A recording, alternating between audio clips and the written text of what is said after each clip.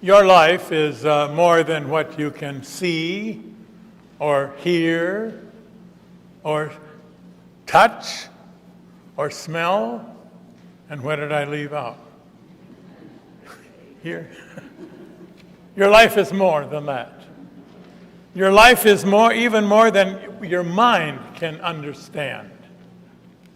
We live in an age of advanced technological things. But art, music, philosophy, theology have taken a back seat to technology. We are infatuated with data, statistics, empirical proof, facts. We want everything analyzed, explained, and proven. But in so doing, we miss the mystery, the wonder. Today we celebrate the Transfiguration, when Jesus was transfigured by a brilliant light. Elijah and Moses appeared in their spiritual bodies and talked with Jesus. Peter wanted to build shrines to remember the event, to commemorate. James and John were terrified by the experience. They didn't understand it. A friend in Merced said to me, I have difficulty with passages like this. When I read the Bible, I want to read it like a manual with steps 1, 2, and 3. Well, many read the Bible with the left side of the brain. But much of the Bible, especially the account of Transfiguration, speaks to the right brain. Thomas Jefferson, author of the Declaration of Independence, a brilliant man, a remarkable inventor, believed only what to him was logical, factual, observable, and provable. And Congress once printed an edition of Thomas Jefferson's Bible, in which he had removed all miracles, all the resurrection, the virgin birth, the transfiguration, anything that violated what his mind could not prove and accept. The closing somber words of Jefferson's Bible are, quote, "There they laid Jesus and rolled a great stone to the mouth of the grave and departed," unquote. The closing somber words. When you apply logic, science, rationalism, and proofs that mortal minds can comprehend, comes out as a Jeffersonian Christianity without the wonder of Christmas, the fantasy, without the wonder of the Transfiguration, the mystery of Pentecost, without the grand celebration of Easter. Now, on the other hand, there are those who frantically try to prove that everything in the Bible actually happened. They send expeditions to the top of Mount Ararat looking for remains of Noah's Ark, as if Noah was not to prove that Noah was a real person. They want to believe that Adam and Eve were real people, not actual. That God created in 6 days according to their interpretation of Genesis. And their faith in the entire Bible would be eroded if these things actually did not happen. They want a factual, literal, historical, believable faith, but in so doing miss the wonder and the mystery of what limited minds can't explain. So don't try to prove something actually happened. Don't try to water down the event so that you end up with a tiny little idea that turns into a very puny religion. If you see with your eyes of faith and the wonder of a child, a whole new world opens up. Because there is more than what we perceive. There is more than our logical, limited minds can explain. Harry Emerson Fosdick, renowned preacher and author, was riding a bus in New York City, and he observed a young woman who obviously had just received a diamond ring on her left hand, left finger, and oblivious to everything going around her, oblivious to anyone else on the bus, she sat enraptured looking at that diamond. Now, a diamond is a form of crystallized carbon in which every carbon atom is symmetrically surrounded by 4 other carbon atoms arranged at the corners of a tetrahedron in such a manner that the whole crystal is one continuous molecule. That's a diamond. Do you think that a young woman gave a hoot? Do you think that she was interested in the technical, literal, provable explanation of a diamond?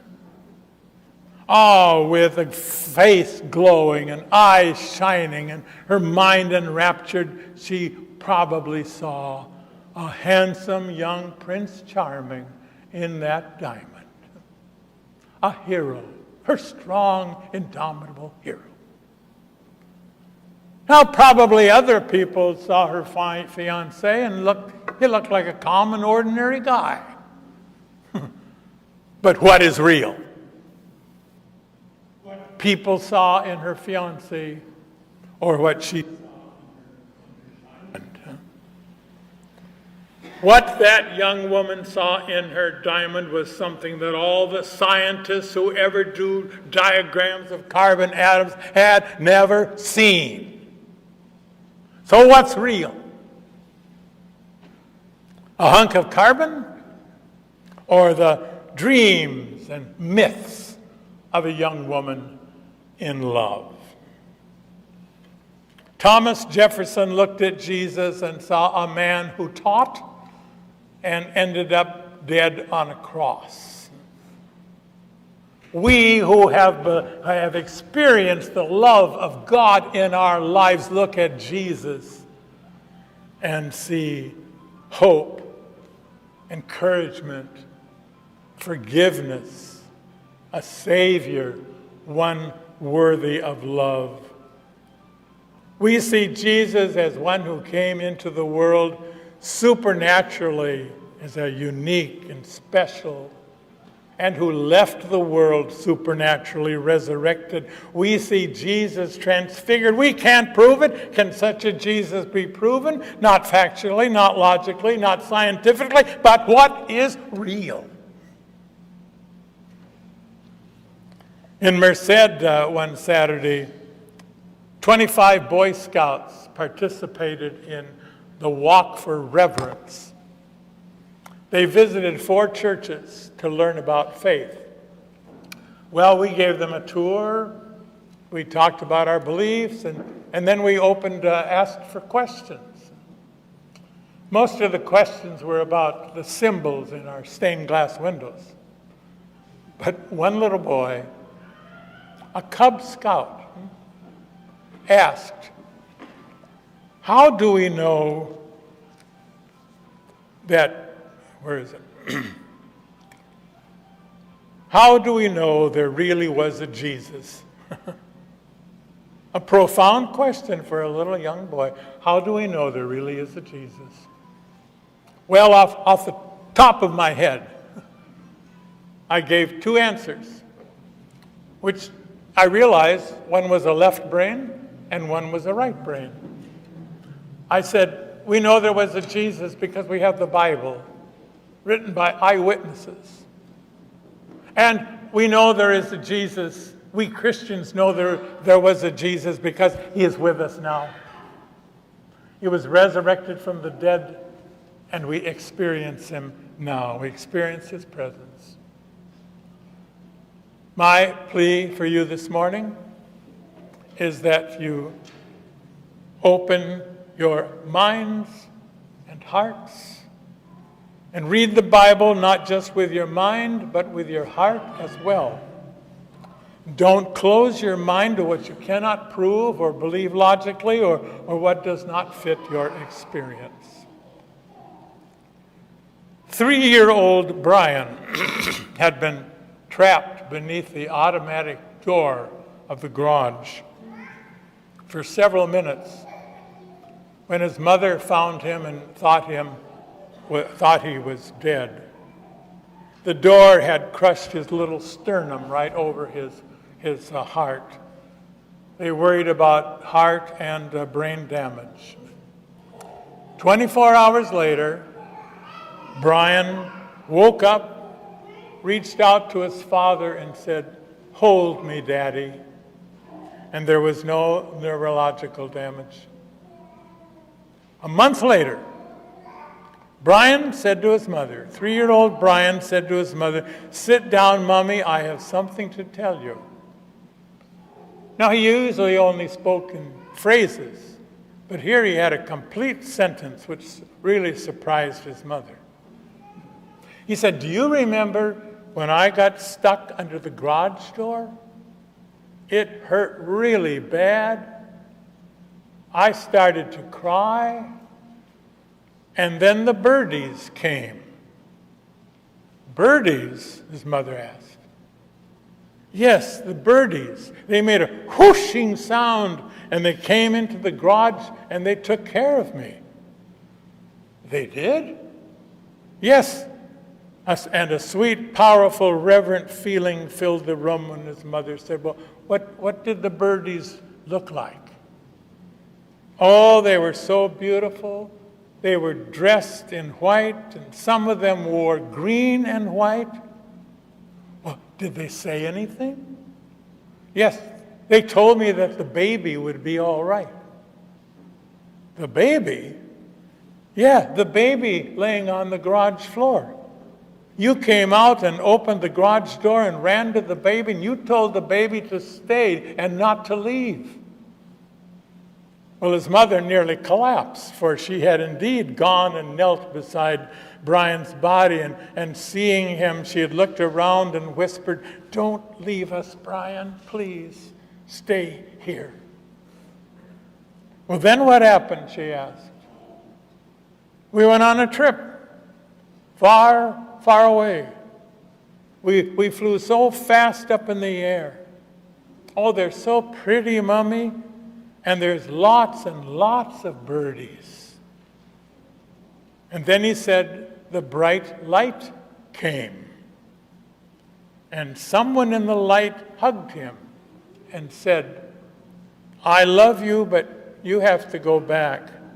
You have to play baseball and tell everyone about the birdies." Do you close your mind to such accounts? Or can you open yourself to the possibility that Moses and Elijah, the spirit world is all around us? And that Moses and Elijah did appear and talk to Jesus? Can you believe there is more than what you perceive? Can you open your eyes and see all the mystery and wonder about you?